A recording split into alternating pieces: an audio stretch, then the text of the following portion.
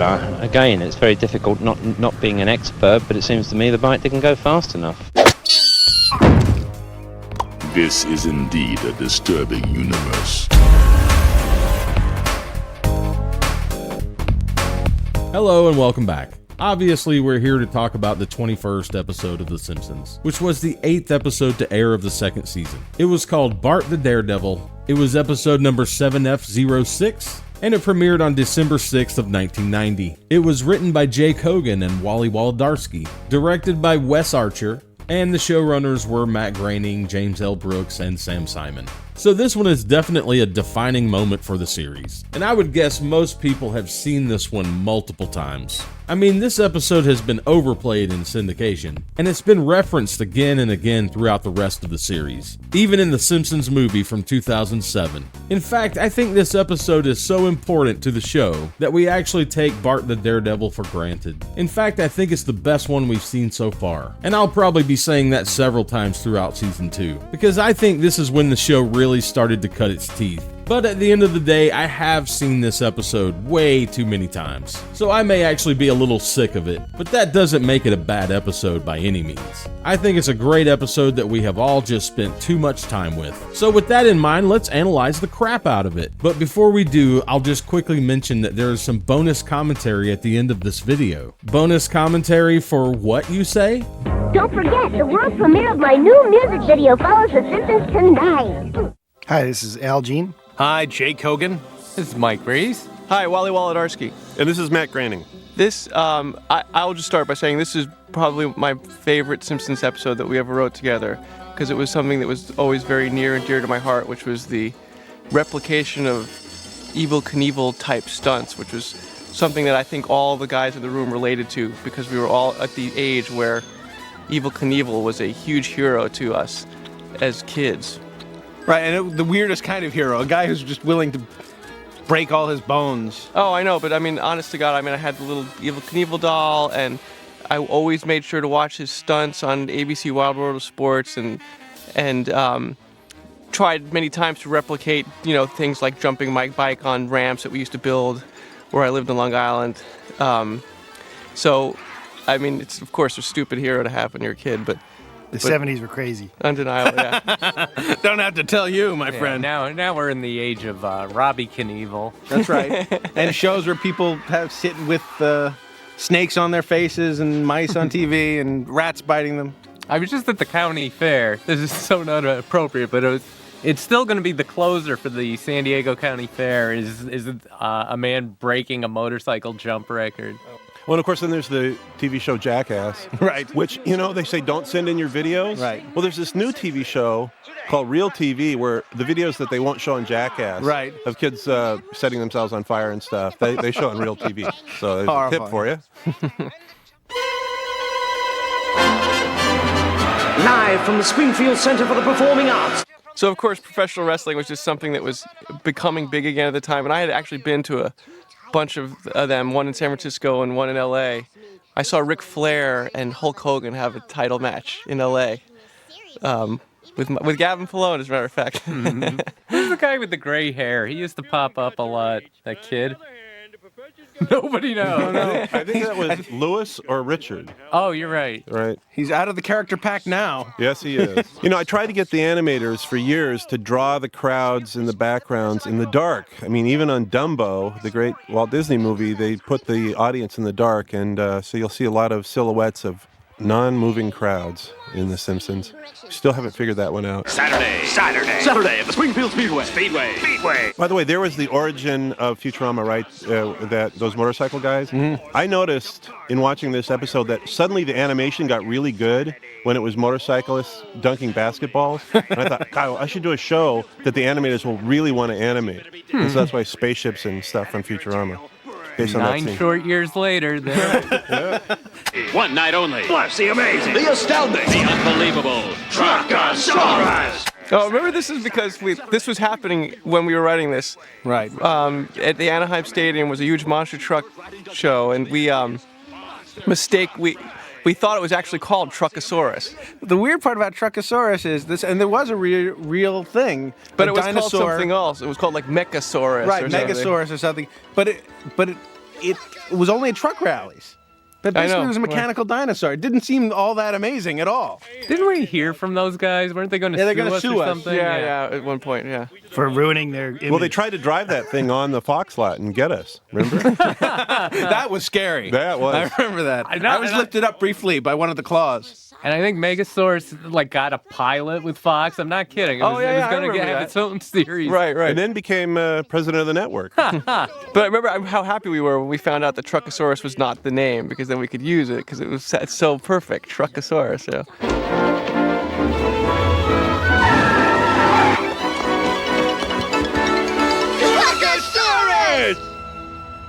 I remember you guys having so much fun writing this. We were pitching so loved this many episode. physical mayhem jokes.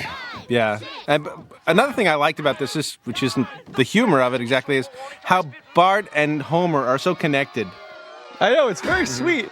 I think at least through the first 2 seasons of the show, maybe up to season 3, this was the one everybody came up to me and talked about. People just loved this one. But Truckosaurus is one night only! So cruel, Fate. Why do you mock me? Here you note that Homer sobs, more than just about any hero of popular fiction, any male who people root for. Well, Lisa's recital starts at 5 o'clock. We can go to both. Mike, you're a genius. Tonight, Schubert's Unfinished Symphony. I believe the music in this, some of it was either taken from an actual elementary school band or was Alf Clausen trying to simulate it. I think it was Alf simulating it. I remember they would do it. I remember them doing it. It's so unbelievably bad. I think they really captured something. There must have been a ball. He had to teach the musicians to play badly. They couldn't play badly enough. The first time it came back, it was too good. Right. Because they were playing sour notes, but they're perfect. In time and perfect tempo. And even still then, it's pretty better good. than any band I've ever heard. Exactly. My elementary school days. It was probably the lengthiest musical bit we had on the show to this point. Schubert's Unfinished Symphony, I believe. Just showing how smart I am. I think we're a bit more leisurely at these earlier episodes than we are now. Taking time to build scenes. Well, remember in the early days, we actually shot coverage. We overshot just to cut around. And well, now you have the ability to take old footage and reuse it, so coverage is meaningless. Yes, good idea.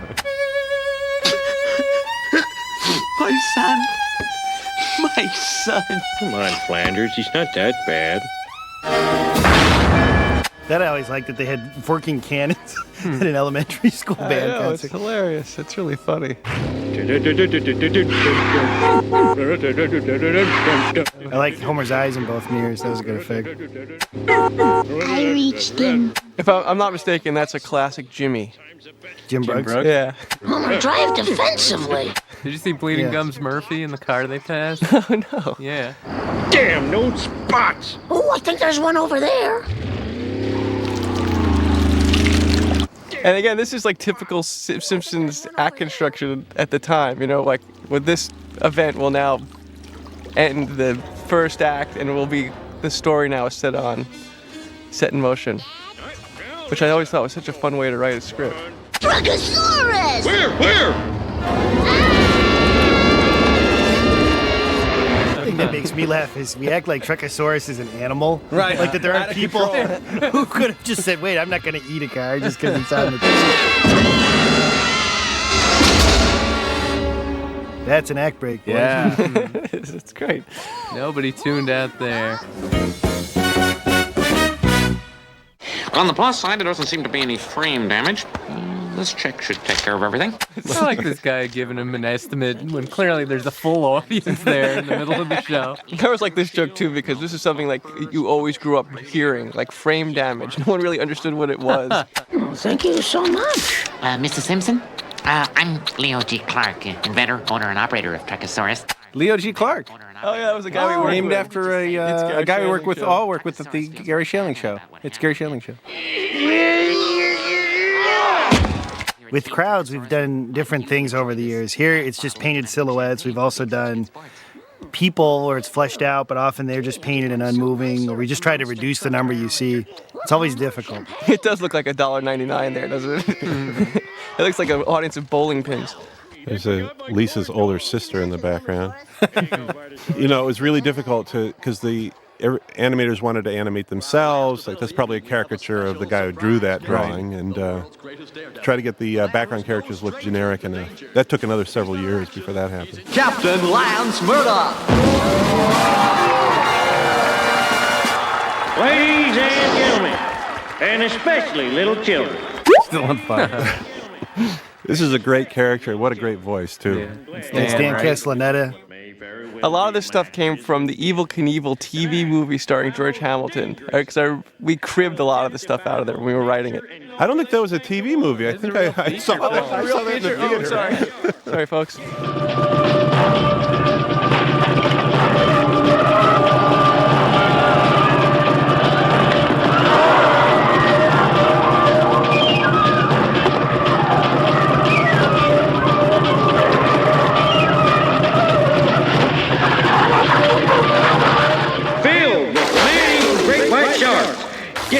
Electric eels, ravenous piranhas, bone-crushing alligators, and perhaps most frightening of all, the king of the jungle, one ferocious lion. One drop of human blood. This is my single favorite joke in all of Simpsons. David Merkin told me this is his favorite joke in the history of the show. It is our favorite joke. We love that they would throw a lion. I was really troubled by this. So you can't put a lion. You can't put a lion in a tank with a shark and electric eels. That's ridiculous. I love that. The one single drop of blood throws him in a frenzy. Well, remember the episode with Lance Murdoch, the Daredevil? Yes. And was that your episode? That's my episode. Yeah. There was a scene in which they put a drop of blood in a big pool of sharks that he was supposed to jump over, and including in the pool of sharks there was a lion. There's a lion, yeah. And this is how new we were on the show. I thought, you can't put a lion in a pool and have it swim around. Yeah. The shark will eat the lion. One of my favorite gags. And that's one of my favorite gags. That's one of my favorite gags. That show, by the way, is the one I show when people say, come to my class and talk about The Simpsons. I show Bart the Daredevil because I love that show from start to finish. I am so happy with it. I'm so proud of it. I'm so proud of what we did. And the fact that there's a lion swimming in a pool of sharks and the shot of it just poking its head up over the pool. I didn't like one joke in this episode. Always such a spoiler.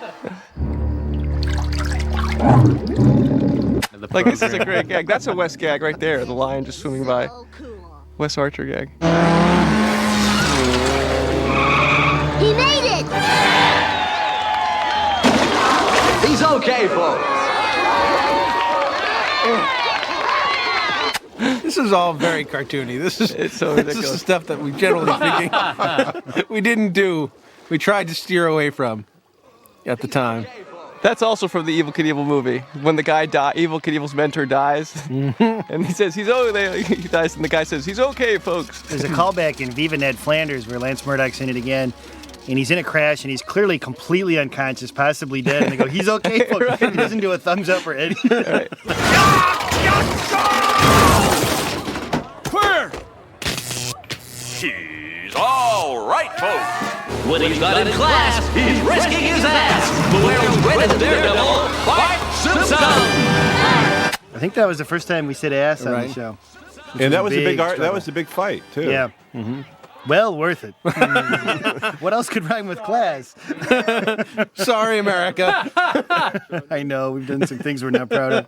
But in a way, this show, like, it did kind of open up, like, what it could be. It got kind of sillier in a way, and it was fun. I mean, it kind of made us, for us as writers, we started to realize, like, you could do this much bigger, sillier stuff. Yeah. My problem is only, the silliness I love, but the saying ass, I go, everyone does it now, it's completely lost its value. Yeah.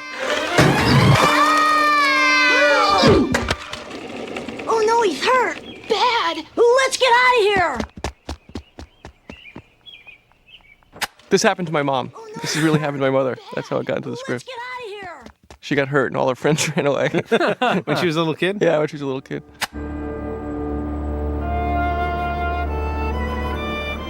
I believe it's the first shot of the hospital. Yeah. Mrs. Simpson, Bart tells me he injured himself training for a career in death defiance. So this is the first appearance of Dr. Hibbert. And unfortunately, Harry Shearer is no longer allowed to do this voice, simply because of his skin color. What I like also is that Bart sees Lance Murdoch getting eaten basically by sharks and thinks, I want to do that. Mm-hmm. Like, that's a real kid mentality. Yeah. Well, this upcoming line about the Three Stooges ward is one of my favorite lines in the show. I won't even subject you to the horrors of our Three Stooges ward. This is also, isn't it Dr. Hibbert's first appearance? I think so, yeah. And he was consciously designed to resemble Bill Cosby, who we were up against at that time. Right. He played a doctor on the show. And Harry Shearer did the voice. And if this is his first appearance, he was conceived as a woman, right? It was originally Julia Hibbert, who was a friend of ours. Yes, and who's better known as Julia Sweeney now, the actress. Yeah. A friend of Jay's from The Groundlings. But turned into a black man. I don't know, there was too many minorities in one character. I know, to see Julia Sweeney running around saying, I'm Dr. Hibbert. And I think her husband, Steve Hibbert, is still saddled with this name of a Simpsons character, the way John Frank has had the misfortune to have a character named after. I've not met anybody who did not love being represented by The Simpsons. Oh, you haven't talked to my father. Well. Or your No. son. My family has enjoyed it. It's a mixed blessing to have characters named after you. A little different when you're named after Homer. Yes. So I think it's time we talk about Matt Groening's surplus of children and his bad habit of naming them after Simpsons characters. I have a lot of kids. A lot of kids. I have two kids that are grown-ups now. Right. And then I have an 11-year-old. Right. I have two 7-year-olds. Mm-hmm. Spinky and Spunky. You know, I wish you'd have talked to me first about the names. I know. That's Poindexter was the real bad one. Sure, I understand. And Millhouse. Oh, wow. I decided I had to make it up. Millhouse. Why choose that one? Wow. Well, that's sad. Yeah, it is sad. But I spell it the way Richard Millhouse Nixon spelled it. Oh, good. Because on The Simpsons, we added an E. So you have So I have 11-year-old, two 7-year-olds, two 5-year-olds. Right. That's right. You heard me right. Two 7-year-olds, two 5-year-olds. That's right. I have two sets of twins. Twins. I have a lot of kids. I have a 3-year-old, I have a 2-year-old, and I have a 6-month-old. Wow. Yeah. Wow.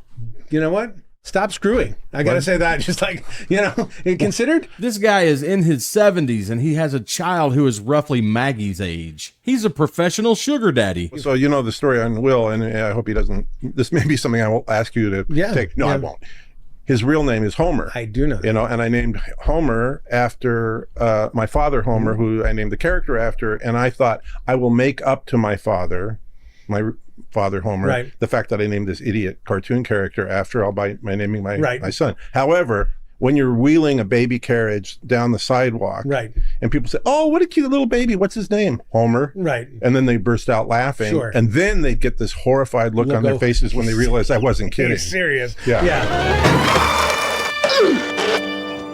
I did it. Wow! They're all right! Landing ramp. Family entertainment. And he's not hesitating. He'll go.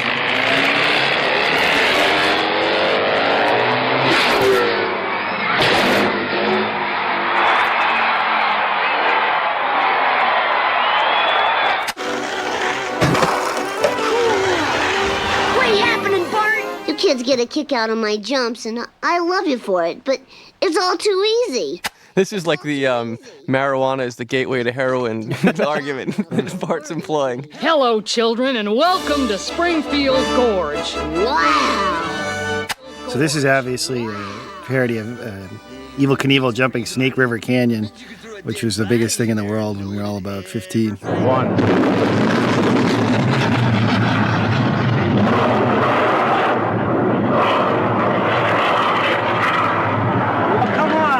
Okay, Eagle, stay with the bird, stay with the bird. It looks like you're going to go into the canyon.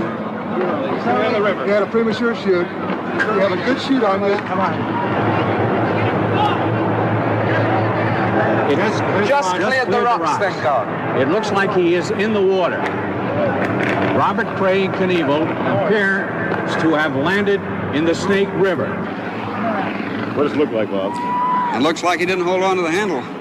Like we feared. Yeah. Otto, I'm gonna leap over Springfield Gorge on my skateboard. Now, did you guys name Otto? It was Yeah. And his full name was supposed to be Otto Mechanic. Right. One of those puns never made it to here. It's okay. Yeah. Mrs. Crabapple was named after Mrs. Crabapple. We had a lot of goofy jokes. Well, you know what was the great thing about Mrs. Crabapple was that her name is spelled Crabapple and nobody mispronounces it. You know, Bart is the only adult here. I feel I should say something. What? Cool! Tonight's the night. Right after The Simpsons, catch the exclusive world premiere of the Do the Bartman music video. Don't miss it, dudes.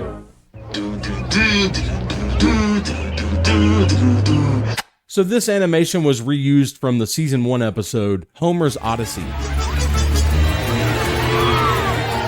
There's a good possibility I will plunge to my bloody death. Hope to see you there. Thank you. This might have been one of the times when we actually had a microphone, altered the sound on stage and had her talk into something. A megaphone or something. Megaphone. Thank you for arranging this, Dr. Hibbert. He's mad. I don't know if he's got his trademark chuckle yet in this Not episode. yet, no. He was actually supposed to be a decent doctor for a while. One of the few competent professionals in Springfield. Yeah. My brother is thinking about jumping Springfield Gorge on a skateboard. Could you leave me with the youngins, please? Good for you, son. It's always good to see young people taking an interest in danger. This is also kind of like the beginning, like at The Simpsons, like where the adults gave you horrible advice, which I thought was always a funny idea, that left to their own designs, they'd give you the worst advice. Well, I think if there's anything that this show does for children is teach them to be suspicious of all authority. That's true. We send that message home every week.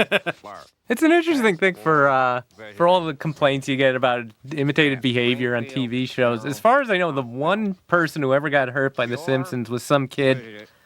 He was just skateboarding down the steps like Bart does in the opening credits, and he broke his leg. That's the only Simpsons-related injury I know of. We've kept a lot from you. I mean, I do think that a cartoon really helps us a lot. It just doesn't. It's not as cool to imitate a cartoon. Kids used to write in asking for permission to get Bart Simpson tattoos. From you?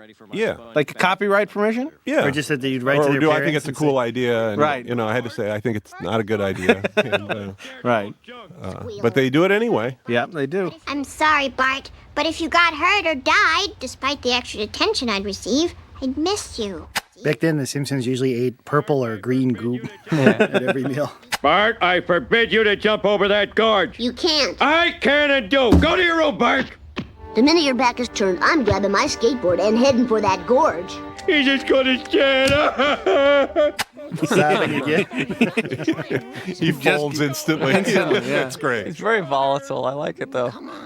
I think that's the key to Homer's appeal, is that his emotions turn on a dime. Yes. If you're bored with one emotion, wait 3 seconds. He's very sad about losing Bart here. Promise me you won't jump the gorge. Okay, I promise. Don't! So dough just got put into the Oxford English Dictionary. Yeah. How's it spelled? D-O-H? No, they misspelled it. There's no spelled it apostrophe. D-O-H. It's written in the scripts as annoyed grunt. Right. And Dan interprets that as dough, and that's from the character actor James Finlayson from the early 1930s. He was in a lot of Laurel and Hardy movies. But the Oxford English Dictionary found a novel in which dough was used from 1952, but spelled D-O-H without the apostrophe. It always seemed to me that it was a contraction. It was an euphemism. It was like damn. So that's why I put the apostrophe in. I promise. I will not jump Springfield Gorge. That's my boy. This is a good scene, too. This also had a lot of Jimmys in it. Jimmy's? Jimmy's, or sprinkles, as we call them in the rest of the country. Lawrence of Arabia. That always makes me laugh. The idea. Him off in the distance. Showboating before the actual stunt. Look at that bad clapping. Oh, well, that was another problem. Trying to get the clapping right was very, very difficult. The natural ramp. It's very convenient. This is one of the earliest things, too, to just sort of throw into a cocked hat where Springfield could be. These are clearly New Mexico land formations. Right. Could be. But we've seen snow already in the Christmas show. Right. So they live in Taos. Springfield had everything. It's near a major lake Right, and the high ocean. elevation desert. And, Las Vegas and New Desert. York. I don't think I've ever felt as close to you as I do right now. This segment is maybe our most popular that we've done. It's been repeated in a couple of clip shows. I'm gonna make it! This is the greatest thrill of my life! I'm king of the world! Woohoo! Woohoo! This is a good example of the changing of emotion. Homer says, "I'm king of the world." We did it before Titanic. That's right. I know. I noticed that the other day. This is what I love. King of the world.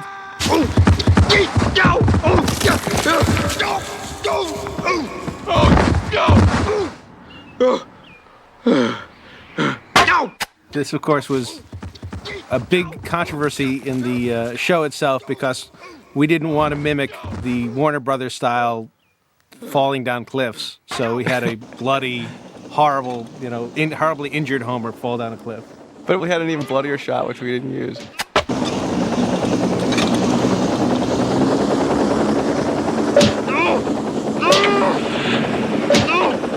Well, wasn't this added at Animatic, him banging his head on the cliff? Or it was written. I think it was written in the script. Yeah, I think this is all in the script.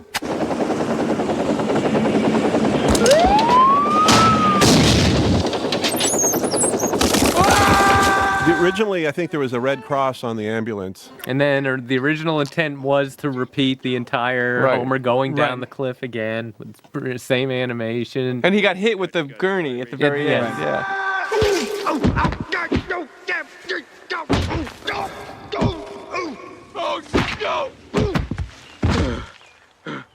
Buster Keaton in Bart the Daredevil, there's a lot of amazing physical comedy that reminds me a lot of Buster Keaton stuff, and we did it on purpose because we were inspired. Now, what are people inspired by now? Okay, Drugs. So were you around for possibly the best sequence in the show when Homer skateboards over the gorge? Yes, I wrote that. That's my bit. That's Dude, my bit.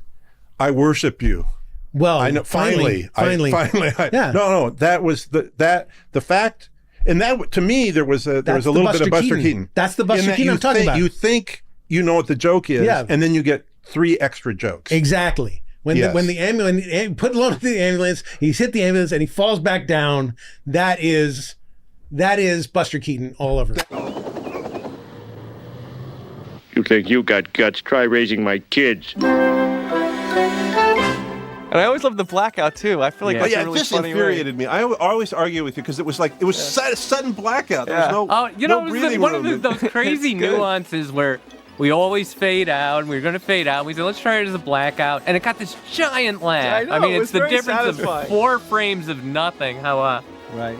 No, but it had you such never good know how timing. it's going to hit people or why. I still can't figure it out. It was very funny, and and that punchline going right to black. Yeah, it just seemed like it really slapped people. I like going to black. I just wish to breathe like another second. Oh, no, I think it's really I know you do. We had the same argument a decade ago. Wally's going to quit The Simpsons all over again. Right. God, I've had it. Well, for what it's worth, on Futurama, we don't do any fade-outs. It's all cut to black. Oh, that's worth everything. You love Futurama, So don't your you, royalty man? check, Wally, will be coming. What is Futurama? Was this other show that Fox used to... If you like Futurama so much, why don't you marry it? Don't touch that dial. Coming up in just 1 minute is the exclusive world premiere of my new music video, Do the Bartman. Oh yeah, I'm bad. Followed by an all-new episode of Babe. Whoa, mama. So obviously there's already been a lot of discussion about this episode, not only online, but in the show itself. So there probably isn't a whole lot that I could add to that discussion. And I don't think I could say enough nice things about Bart the Daredevil. In fact, I'd say every episode up to this point, even Treehouse of Horror, were all individual experiments. But with Bart the Daredevil, it's obvious that the producers of this show knew this was going to be a very popular episode. So they made a spectacle out of it and used it to premiere the brand new Bart Simpson music video. And I think it's fair to mark this moment as the height of Bartmania. Because with the release of this music video, also comes the idea of Bart Simpson being seen on other networks like MTV. And I think that's also when people started to realize that maybe you can have too much Bart Simpson. But that's where there's even more genius in Bart the Daredevil. Because you could easily make the argument that Homer is the unsung hero of this episode. He just sort of steals the show. And he's much more likable here than he was in Dead Pudding Society. I just think Bart the Daredevil is the first time the writers and the animation directors all got the impact they had intended. And that impact was heavily used to premiere this music video. Hi, this is Brad Bird, executive consultant on scads of these shows and director of this video. And this is Matt Groening. This was all done in Budapest, Hungary. And I've been asked to do this several times, and this is a gag we added. Nobody wanted to do this because everybody was busy doing the show. And finally they came at me a third or fourth time, and I said, okay, I'll do it. So we went over to Hungary and had to do this thing in an unbelievably short amount of time because then time had run out, and it was supposed to coincide with the release of the Simpsons album. Right. Yeah, so we added this wraparound at the beginning to kind of set Bart against the crowd and put the video in some sort of context. We storyboarded this in only 2 days and then got on a plane and had to go to Hungary. And there was this great studio that in Hungary, Varga Studios, that did it. And they really rallied. They all thought that it was going to be done as simply as the original Tracy Ullman 1 minutes because they didn't have the TV show over there. And then I told them, no, it's full animation and there are no repeated scenes, and they went into deep shock because this is really full animation. It's not like the irregular episode. Anyway, we did the show mostly in about 2 weeks, and there was no margin for error because they didn't have pencil testing. We didn't have time for pencil testing machines. So Greg Vanzo and I, who was the assistant director on this, went over there and did it in like 2.5 weeks, really. And it is the single hardest thing I've ever done. I almost died. The look on your face when you got off the plane back in LA was amazing. And if you recall, we had to do the final mix and edit on this. We were up until, 3 or 4 in the morning? Well, even later, because the satellite, it was supposed to premiere worldwide at the same moment worldwide. It was truly this global phenomenon. And it was like a scene from broadcast news because the satellite that was going to beam it to New York was heading towards America, and Lorena Adamson kept saying, the satellite's coming, the satellite's coming. And we actually missed the first of 3 transmissions. Usually they try to do 3 in case there's a problem. And we missed the first one, and somebody grabbed the tape, ran through several stop signs in downtown LA, and we just caught 1 good transmission in time. Wow. It was like that the entire time we made it. Wow. Well, and we haven't talked about the origin of this. This is Michael Jackson's song. Michael Jackson was a big Bart Simpson fan, and he called me late at my office late one night, and he's got that very distinctive voice, and I didn't believe it was him. I thought it was somebody pulling a prank on me. And we went and visited him in the studio, and we were already working on some other Simpsons stuff for the Simpsons album, and showed him the lyrics that we're working on. So some of the lyrics of this song were taken from a rap song that I wrote for Bart for something else. Right. And then a few things we didn't come up with, but it was Michael Jackson, so we said, okay. We didn't like the line about putting mothballs in the beef stew. That was a little corny. Yeah, I know. They really killed themselves to do this. When we told them there were all going to be all these characters that all had to be hand-painted and ready in time for this release, they were not familiar with the characters. They didn't speak the language. So it was literally like the most impossibly hard thing I've ever done, and Varga Studios deserves a ton of credit for pulling it off. Michael Jackson did say, I want to give Bart a #1 single, but it was never released as a single here. I wanted to get Sideshow Bob and Krusty in there too, and the Itchy and Scratchy titles, which I designed for the Krusty Gets Busted episode, because I love Sideshow Bob and Krusty. What I couldn't believe is that no one picked up that it was a Michael Jackson song, because who but Michael Jackson would put in a lyric about, I want to be bad like Michael Jackson? Right? Yeah, I mean, exactly. Hey, Brad, good job. Thank you. Brian Loring. I loved being part of The Simpsons, and I look back on it fondly. Well, the character you related to most was Krusty. Krusty. That was your man, right? Well, as Oregonians, and yeah. Friends of Rusty Nails from way Rusty back. Nails was a clown in Portland, Oregon. Had his own kiddie show that was a sort of very twice removed inspiration for Krusty the Clown. Because Rusty Nails was really a nice clown. Yes, and not decrepit like Krusty. Yes. And not Jewish, Christian. Very. It was very strange to have a clown that talked about the Bible. So I think it's important to mention the version of this music video comes from the Season 2 DVD box set that was released in 2002. And there's been some things omitted from the original version. The first thing is they cropped the top of Bart's head during this scene right here. In the original version, Bart's hair is styled a little bit like Michael Jackson's. And of course, it was in reference to the fact that Michael Jackson had written this song. But by this point, the Simpsons producers were trying to distance themselves from Michael Jackson. Also, since it hadn't even been a year since 9/11, they decided to remove the scene with the World Trade Center. And they also took out the shot that takes place in Paris, just for good measure. Anyway, if I'm being honest, I'm really not a big fan of this song. So I really don't have anything else to say about it. So I'm going to go get started on our next John Swartzwelder episode, Itchy and Scratchy and Marge. I'll see you then. Thanks for watching.